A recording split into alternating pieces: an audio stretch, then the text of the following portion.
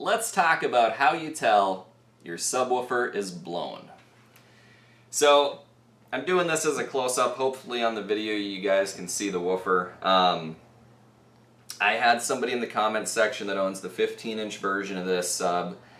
They said theirs is making kind of like a burping sound. It's not sounding right even before it hits the limiter, you know, before the limiters kick in. So he was wondering, how do you tell if the thing's blown? So for time's sake, I already took the cover off. If you're going to take the cover off yours, Allen wrench, 3 bolts on 3 sides, and then what I recommend doing is taking a piece of duct tape or a piece of gaff tape and kind of slide it in, and then use some sort of flat edge and kind of pry it out nicely, maybe around a corner, and if you can get your finger under it, you should be able to pry it out. It's a little tricky, and you know, you don't want to just go at it with a screwdriver, so I use I actually probably use the flat screwdriver end of this. But you don't want to just go right at it and really pry on it, because you could ding the wood, and you definitely don't want to leave ding marks in your wood. But so I got this sub back off of rental, and it just did not work. So out in the field, we took the cover off, and this is how I tell whether or not it's blown. The first thing I do is I press lightly.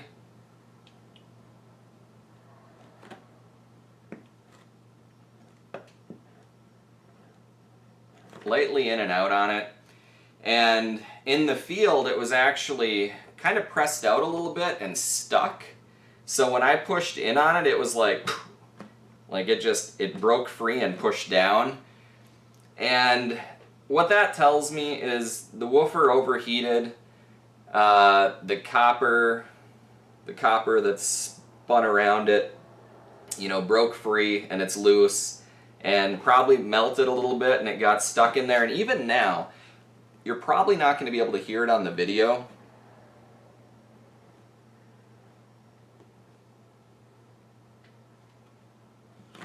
But when I listen to it, it's not moving nice and free back and forth. You can actually hear something rubbing back and forth as I press it up and down, and it's almost like, if you can hear that sound. So chances are, got too hot, the copper started to uncoil and, you know, melted and froze it probably slightly in place once the driver cooled, and that's why I had that initial snap when I pressed down on it. But even, you know, I don't know what this woofer is normally like. If it's, like, I feel like these are supposed to be even, but maybe not. Maybe it does naturally have a bulge. I'll know when I get my new one in, but it is bulged out, and I don't know if that's blown or if that's just how, you know, I don't know if that's a product of it being blown or if that's just how it is, but there should be some nice easy movement. And when I say nice easy movement, I've got this other woofer here. This actually came to me out of a JBL PRX 535. I think they thought it was blown. Personally, I think it's got way more issues, because if you look at the back of this, I mean, there is just corrosion all over. I was a little iffy about even trying to fix the thing. But it's been here for a year and they haven't given me the money to order them a new driver, so yeah, who knows what I'm gonna do with it. But if you look at this one, you know, granted it's got issues, it's torn, it's got a hole punctured, the dust cover's dented in, but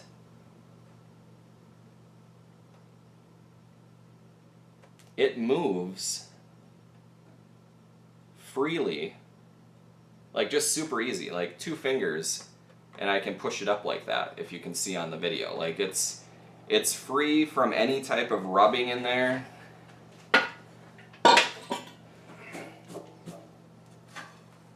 Whereas this one, you know, I'll be able to push it out when I actually take it out of this, but just from an initial, I mean, it's hard to move, it's tight in there, and you hear rubbing back and forth. Now, it is possible. So this one I know is blown because, you know, it moves back and forth. I have had drivers or subs where the driver, you know, it stopped working and the driver's just been completely locked. Like you go to push it and it just does not move, and you can, I mean, you can push as hard as you want and it doesn't move. And I have ordered Recone kits, and you don't want to just right off the bat order a Recone kit. Grab a knife, cut the thing out, rip the basket out of it, and look inside first before you even order a Recone kit. Look inside and make sure that magnet has not shifted, because that was the problem I was having with my DAS audio subs. I don't know if on rentals people would set the sub down too hard or what, but the speaker wouldn't get blown from actual use. What would happen is that interior magnet would shift. So I assume the driver would heat up, the glue would loosen up, some sort of maybe impact while loading it up after the gig would cause the driver to shift, and what it would do is like that, the coil that goes down inside of the magnets, it would just get pinned to the sidewall, and it would lock the driver in place. Now, if that happens, you know, you can fix it. You can pry out that inner magnet, you can shim it in there and re-glue it and hope you got it perfect, but, you know, once I see a shifted magnet, I'm pretty much out of the game, and I just buy a new driver to throw in it. I have wasted a lot of money taking the cover off, feeling the lock driver and being like, oh yeah, that's blown, I'm just going to order a Recone kit. I order the Recone kit, and then I cut the basket out, and I'm like, shifted magnet. Waste of money, and then I wind up having to buy an entire driver anyways. So don't put yourself in a situation where you're double buying. If you plan on trying to recone a blown driver, cut that basket out, pull it out, and make sure the magnet is still centered properly, because it definitely could be a shifted magnet. It might not be blown. Now, is it possible that this is a shifted magnet? You know, there is the possibility that it could be slightly shifted. It's possible. I didn't buy a Recone kit, I bought a whole new driver. Once I get the new driver and throw it in here, I might cut the basket out, and actually, you know what? Let's just cut the basket out now. I have a new driver on the way. This one isn't going anywhere. Let's go ahead and cut this thing out of here.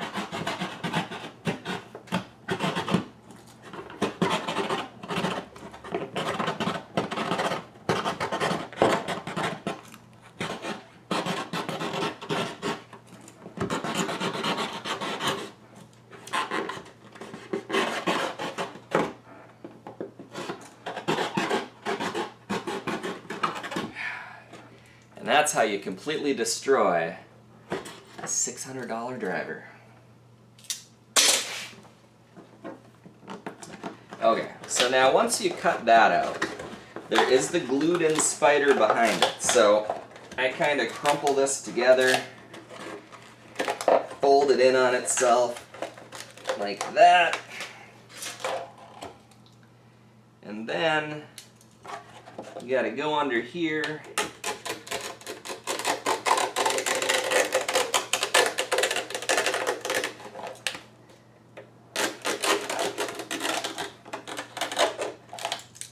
Sometimes I feel like I should have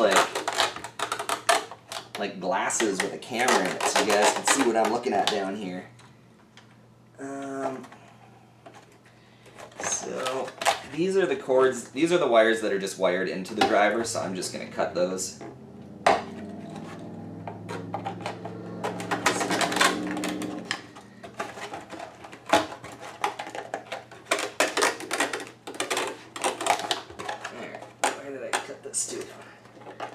Oh, yep, okay, so I would not have tried to recone this anyways, because just like the QSCs, this has a double spider design, which means there's like, well, I'll show you when I pull it out, if you're able to tell when I pull it out, but there is one glued-in spider, and then on top of that, there is another glued-in spider. And I don't even attempt to mess with trying to recone a double-spidered subwoofer, if it's even possible. Frankly, it boggles my mind how they put them together in the first place. Ooh, oh, Jesus. Oh. Huh. Alright, I am going to bring the camera in because I was wrong. It does not have a blown driver. It has a shifted magnet.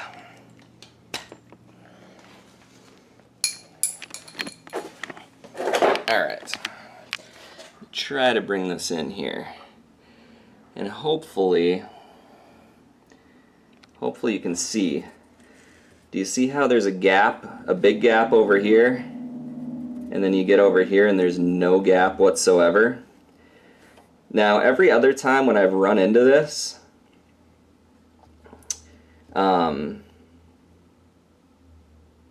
the driver has been completely locked solid, like it's been unable to move up and down. And as you can see with this, normally if a driver is blown, well, you can tell that's where it was rubbed and locked in. But normally this copper coil, if it's blown, will overheat, melt, and kind of unwind, and that just winds up melting and locking the driver if it's blown. But this is definitely a shifted magnet. And if you were to try to recone this and fix it, you would have to pry this center magnet out completely. I don't know what kind of glue they use to hold this in, but you would have to glue it and shim it back in so that this gap around there is perfect, because that is what this winds up sliding up and down in, and it has to be perfect in there. So, it's going to be really close to my face. So anyways, I guess we did find out they did not blow this. It has a shifted magnet, which means some type of jarring event happened, because as you can see, try to bring this back down here again. As you can see, so this is the bottom of the sub, and the magnet shifted here, which generally means when the sub was really hot, probably being overrun, the driver heated up so much it loosened the glue, which caused, and then they didn't take care of it when they tried to move it right after the event, slammed it down somehow, and the magnet shifted. So, throw this back up here. Sorry for the wiggles.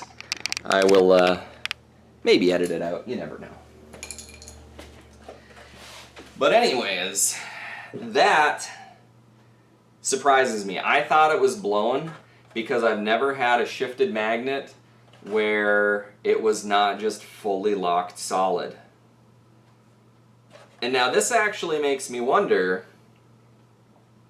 should this driver be covered under warranty because it's not blown, the magnet shifted, which could potentially be a manufacturing defect if the magnet was not glued in properly. I'm going to look into this more, and I might do a follow-up video, but I think I'm going to contact Yamaha about this and see if I can't get them to ship me a new driver. I'm going to try and see how it goes. If you have any questions, feel free to throw it down in the comments section.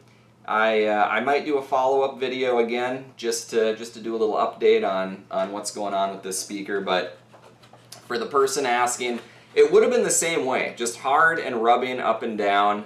And who knows, maybe your magnet is slightly shifted as well, just not shifted quite as much. But you know, I've said it before and I'll say it again, it's really hard to blow a new sub. I mean, with thermal limiting and everything, like there's so much DSP built into these that it's really hard to blow a sub. And as it turns out, this was not blown. More than likely, it was just moved right after the gig when the driver was hot or mishandled, set down. I have been shipped a brand new sub before. I had a QSC KW181, brand new shipped to me with a shifted driver, because somewhere along the lines, you know, coming from China to here, somebody slammed a pallet down and that was enough to shift the driver. So this is definitely something that can happen. But anyways, until next time, have a good day. Oh, and I should mention, you know, if anybody really wants one of these sweet Pirate Radio Productions little Swiss Army knife keychains, I actually bought these because I was going to do a Chamber of Commerce event and give some of these away. But turns out I never did a Chamber of Commerce event. Now I've got like 50 of these sitting in my office.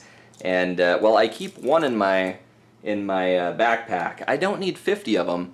So shoot me a message. Maybe don't put your address right in the comments section, but if you want to shoot me a message, I'll go ahead and mail you one of these.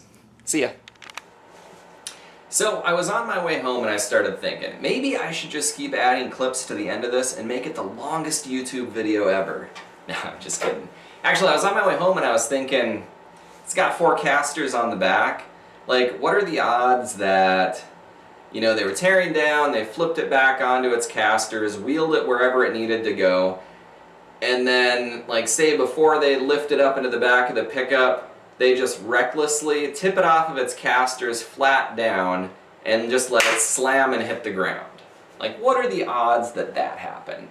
And if I got my detective hat on, that's what my money would be on. Tipping it off the casters and letting it slam down onto the ground. And it really just goes to show, you gotta treat your gear nice. Don't be slamming it around. You know, I've had a shifted magnet and a 12-inch top, and we're pretty sure the reason it shifted was because the speakers were stacked on the side and somebody forgot to ratchet strap it in, and one of them just fell down, and just that impact will shift a magnet. And anyways, that's my speculation. Until next time, have a good day.